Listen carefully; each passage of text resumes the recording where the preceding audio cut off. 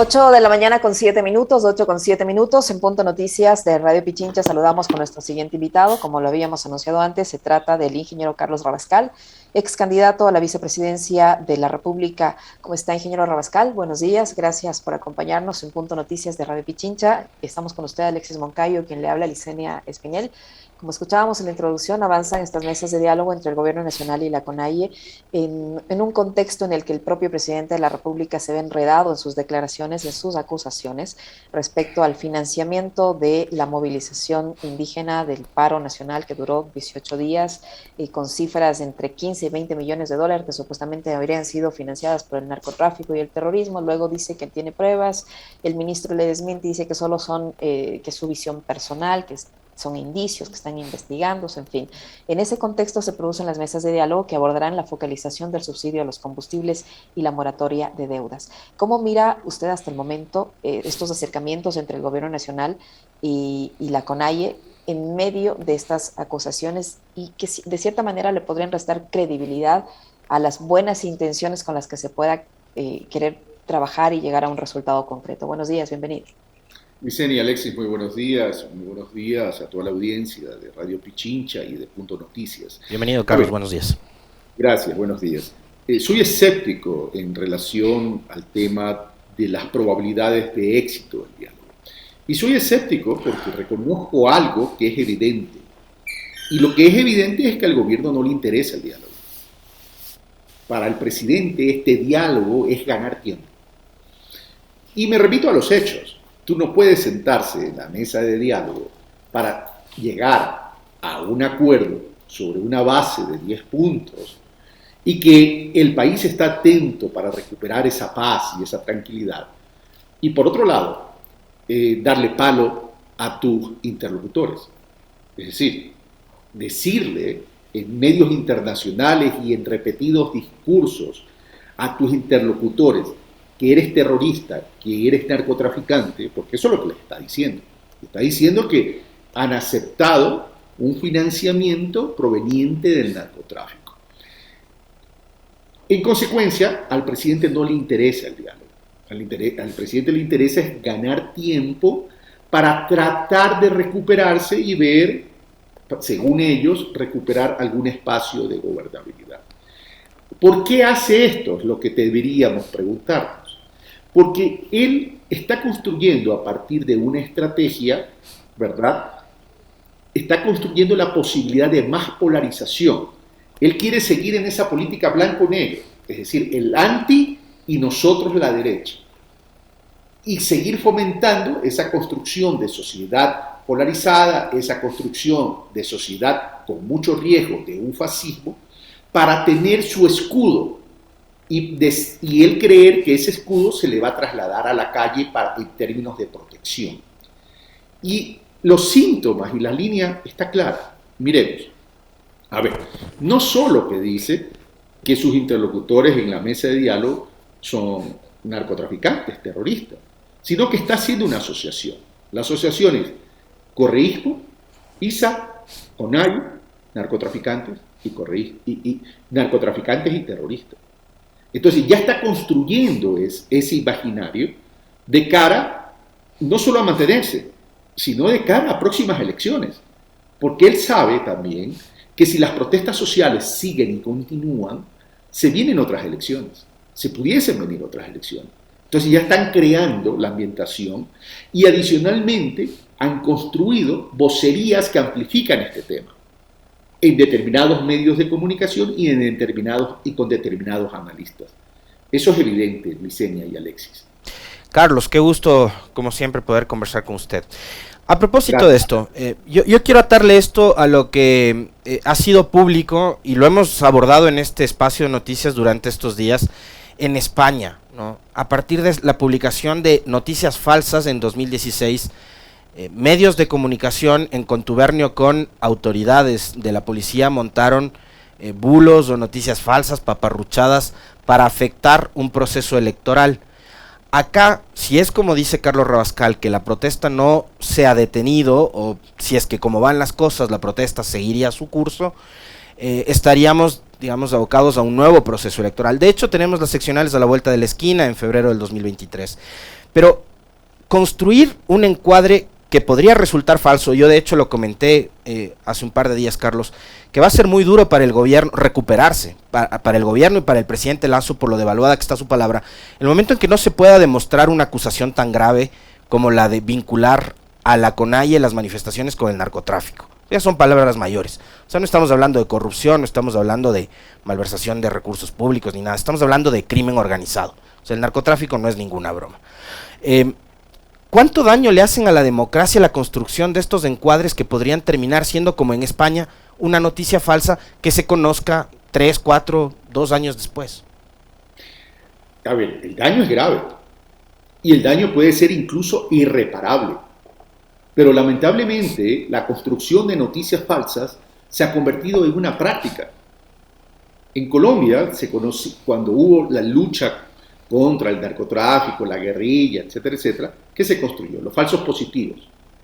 ¿Con qué fin? Se lo construyó con el fin de generar una percepción equivocada de que el Estado, a través del gobierno de Uribe, iba venciendo todo esto. Y eso hoy lo estamos viviendo en Colombia. Pero esta construcción de noticias falsas no es de ahora. Ya viene, es una vieja práctica en el Ecuador, a través de redes sociales, a través de medios de comunicación. Y yo les recuerdo, tanto a ti, Alexis, como a Licenia, que en la campaña del 2021, ¿acaso no se dijo que nuestra campaña, nuestro binomio, estaba financiado por recursos de la guerrilla? Así es. Por recursos de la FARC. ¿Acaso no se dijo eso? ¿Acaso no se implementó toda estrategia de construcción de noticias falsas a través de medios aliados de ellos, de esos sectores, que fue Revista Semana, que pertenece al grupo Gilinski, que habría que ver... La intervención de fiscales incluso. La intervención del fiscal que vino al Ecuador. Es decir, miren todo este montaje y que se desbarató cuando yo salí a dar una declaración de que la guerrilla había asesinado a mi suegro. Y los dejé sin piso. Pero esta construcción de noticias falsas es una práctica irresponsable que le hace daño a la democracia, porque además se está aprovechando de las grandes brechas socioculturales educativas que existen en el país. Porque hay gente que lo hace con la intención, pero la gente que a veces replica es gente que no siquiera se permite investigar el tema, sino que lo repite como lorito, aprovechando la falta o la ausencia de una educación pública de calidad, incluso privada de calidad. Hay gente que lo replica. Y esta amplificación al estilo nazi se lo hace a través también de medios y analistas aliados. Ahora bien, eso de que repitiendo 1000 veces una mentira se convierte en verdad. Pero, ¿por qué lo hacen?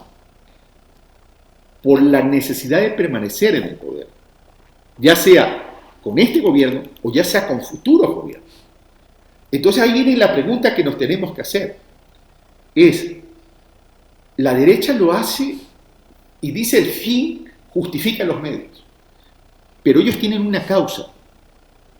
La pregunta entonces que tenemos que replantearnos es qué hace la tendencia progresista a través de sus distintas corrientes. Para la tendencia progresista en sus distintas corrientes no se logra identificar las causas. Entonces las distintas corrientes van cada uno por su camino y no contrarresta esta estrategia miserable de ciertos sectores de la derecha. Mientras a la derecha le unen sus intereses. Carlos, este escenario, el escenario de la post-protesta de 18 días que lideró la CONAIE y a la que se sumaron diversos grupos, gremios, sectores de profesionales, estudiantes, universitarios, porque fue una protesta ya después que cobró un matiz y un tono ya distinto, ¿no? No era solo el movimiento indígena, sino que era muy diversa la protesta. Dio lugar primero a que ciertos actores políticos guarden silencio, me refiero estrictamente a Jaime Nebot. Y después el escenario de la posprotesta fue utilizado por Nebot para posicionar algo que ya lo venían anticipando algunos medios de comunicación en Guayaquil, que es retomar ese discurso de los años 90 de determinadas élites porteñas de ir hacia el federalismo, ¿no? Mucha gente acá lo asume como un discurso que tiene que ver con el regionalismo como tal, pero el federalismo es un sistema político y económico que podría dar resultados en Ecuador. Usted que es ingeniero comercial, cuéntenos un poquito con cifras, con datos técnicamente. ¿El Ecuador es un país que estaría preparado para ir hacia un modelo federal? A ver, el tema del federalismo en boca de Jaime Nebot, exalcalde de Guayaquil, más que lo plantea por una convicción, lo plantea por una estrategia política y una política electoral, pero acompañada también de un lavado de cara. ¿Y por qué digo esto? Porque el Partido Social Cristiano tiene temor de perder la hegemonía de 30 años en la provincia del Guayas. Tiene temor. Es decir, el Partido Social Cristiano no ha tenido éxito a nivel nacional. Y lo que le queda es la provincia del Guayas. Y el temor de perder la provincia del Guayas, llámese alcaldía de Guayaquil o llámese gobierno provincial, que es los dos objetivos del Partido Social Cristiano, el solo pensar del riesgo de perder los asusta, los atemoriza, porque evidentemente se debilitarían políticamente. Porque ellos, al no tener presencia fuerte en el resto del país, básicamente pudiese significar el principio del fin del Partido Social Cristiano. Entonces apelan a ese discurso de patriotismo local. Correcto. Pero vamos a lo siguiente, adicionalmente. ¿Por qué digo un lavado de cara? Y digo un lavado de cara porque ellos auspiciaron ¿a quién? Auspiciaron al autor del caos, que es Guillermo Lasso y su gobierno. Y adicionalmente, al haber auspiciado al autor del caos, también les pasa factura. Les pasa factura porque Guillermo Lasso representa todo el caos que estamos viviendo en este momento y ellos apalancaron eso. Y durante mucho tiempo vienen diciendo que son opositores al gobierno de Lasso, que son opositores al modelo que se está aplicando, etcétera, etcétera, etcétera. Pero cuando las papas quemaban y cuando se activa un instrumento democrático constitucional como la muerte cruzada, y cuando el pueblo ecuatoriano decía, frente a todo este problema de inestabilidad, de abandono, etcétera, etcétera, lo mejor es adelantar elecciones a través de la muerte cruzada, el Partido Social Cristiano, ¿qué hizo? Votó en contra. Entonces, ese lavado de cara era importante y distraen la atención. Pero aquí también hay que ver otro tema, es la facilidad con que se pone un tema y se amplifica el tema. Es decir, ubicaron un vocero con voz potente de la provincia del Guayas, sí, perfecto, eso nadie lo puede desconocer. Pero la amplificación del tema vinieron a través de los medios aliados, a través de analistas aliados y a través de una estrategia que ya la tenían diseñada. Entonces, ahí viene el tema del federalismo. Y el debate del federalismo, enfocado al federalismo, es equivocado. Lo que hay que hablar es cómo salimos de un sistema político que le ha hecho daño al Ecuador, que es el hipercentralismo. Ese es el tema que deberíamos discutir. Y ahí deberíamos todos ser proactivos. ¿Por qué el federalismo no le conviene al Ecuador? Y yo creo que eso cae por su propio peso. Porque el federalismo no es un espacio de convergencia de unidades territoriales, ¿verdad? Federales, con autonomía y soberanía. Autonomía y soberanía. Este segundo elemento de soberanía es importante, ¿verdad? Entonces, eso atenta contra el concepto de una república unitaria. El propio Jaime Nebot que decía, es unidades territoriales federales al amparo de una república unida. No habla de una república unitaria, habla de una república unida, que es distinto. Pero por otro lado, El federalismo hace abstracción de un concepto fundamental en una república, que es la equidad. ¿Por qué? Porque le exige a esas unidades territoriales federales la obligación de generar sus propios recursos. Y siendo el Ecuador un país desigual, inequitativo, no todos los territorios tienen la posibilidad de generar los recursos. Y veamos, básicamente y fundamentalmente, partiendo de la recaudación tributaria, ¿dónde se concentran los recursos del país? Guayas y Pichincha concentran más del 80% de recaudación. ¿Qué van a hacer en comparación con eso provincias como por ejemplo Bolívar, que recauda apenas del 0.09%? Pero ni siquiera... Yo ahí, ingeniero, yo ahí le sumaría algo más. ¿Cómo combatir ese hipercentralismo sin caer en esta forma de federalismo como la plantea el señor Nebot? Porque hay otros mecanismos que lo establece la Constitución de la República, Licenia. Lo establece la Constitución de la República ya en el artículo 244, de forma tímida, de forma tibia, es verdad, pero se puede partir de ahí para fortalecer esos otros mecanismos, que me refiero a una organización territorial basada en regiones autónomas descentralizadas, pero de verdad, no como los juguetes que tenemos el día de hoy. Pero solamente una precisión para Alexis, es que no es Guayas y Pichincha siquiera, es Quito y Guayaquil, que representan el 76% de la recaudación, correcto, manteniendo el 31% de la población. Si esto fuese así, en que se les exige a cada uno todos los recursos, ¿qué va a pasar con Bolívar? ¿Qué va a pasar con Chimborazo? ¿Qué va a pasar con Loja? ¿Qué va a pasar con Los Ríos? ¿Qué va a pasar con Manabí? ¿Qué va a pasar con Santa Elena? Y para darte solamente y con Azuay, para darles una idea, miren ustedes, Bolívar representa en la recaudación 0,09%. Y la recaudación per cápita, es decir, por habitante, en Bolívar es de 51,44, apenas un poco más alta de lo que declara en impuesto a la renta el actual ministro de Economía y Finanzas. O sea, esto es absurdo, porque esos territorios, ¿a qué se les obliga a esos territorios federales? A generar su propio crecimiento económico, pues. Pero con estas realidades y estas brechas no van a poder. Entonces voy a lo que pregunta Licenia. ¿Cuál es la salida entonces? La salida es las regiones autónomas descentralizadas. ¿Por qué? Porque ya en el mismo artículo 244 de la Constitución de la República establece el mecanismo de la creación, de constitución de esas regiones autónomas. ¿Cómo? Interregionalidad, afinidad histórica y cultural, continuidad territorial, complementariedad ecológica y ambiental y las cuencas hidrográficas.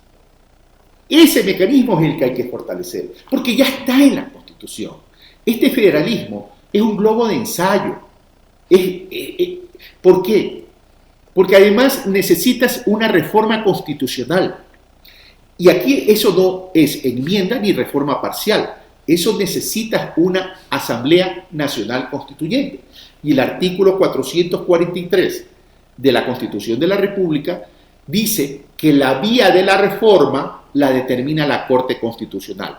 Será difícil, complejo y casi imposible implementar esto. Por tanto, y en consecuencia, es un lavado de cara y es adicionalmente una estrategia política electoral. Fortalezcamos más bien, para salir de este sistema político que ha castrado la oportunidad de desarrollo en los territorios, es incorporar las regiones autónomas descentralizadas, no de forma voluntaria como lo establece la Constitución, porque temas de todo es temas de nadie, ¿verdad? Sino más bien con una gran reforma que permita la viabilidad y la factibilidad de regiones que desconcentren el poder político, que lo acerquen a la población con su posibilidad de tener visión y planes de desarrollo autónomos. Ahora, ahí hay dos inquietudes que me surgen. La una, Carlos, hablaba de la soberanía, ¿no?, de los estados federados. Eso implica que, por ejemplo, si es que Guayaquil se convierte en república independiente, como decía Vicente Rojo el otro día, van a ellos necesitar un parlamento, o sea, van a incrementar la burocracia, por un lado, mientras todos estos años han venido con la cantaleta de que lo que se necesita es ir ajustando cada vez más y achicando el tamaño del Estado obeso, como ellos le han llamado. Y por otro lado, digo, todas estas distorsiones que usted hace un momento mencionaba, no se solucionan simplemente ejecutando lo que dice la Constitución y asignando como corresponde los recursos para cada una de las provincias, como así lo establece el modelo de equidad territorial, y con eso eliminamos las distorsiones, es decir, una distribución más equitativa en el mapa de los recursos con los que cuenta el Estado. Le pregunto esas dos: una, acabar la distorsión del hipercentralismo teniendo un Estado central justo con todas las regiones o provincias del país, y lo otro, ¿iríamos hacia un modelo con más burocracia en cada una de las pequeñas republiquetas? Vamos al tema, terminemos el tema federalismo para entrar al modelo que debería implementarse en el Ecuador, y que es mi propuesta, que la vengo manteniendo desde hace mucho tiempo y que nos permite la Constitución de la República. A ver, si el federalismo dice que nuestros recursos se queden donde se originan, ok, vale, ¿cuáles son las competencias que van a asumir?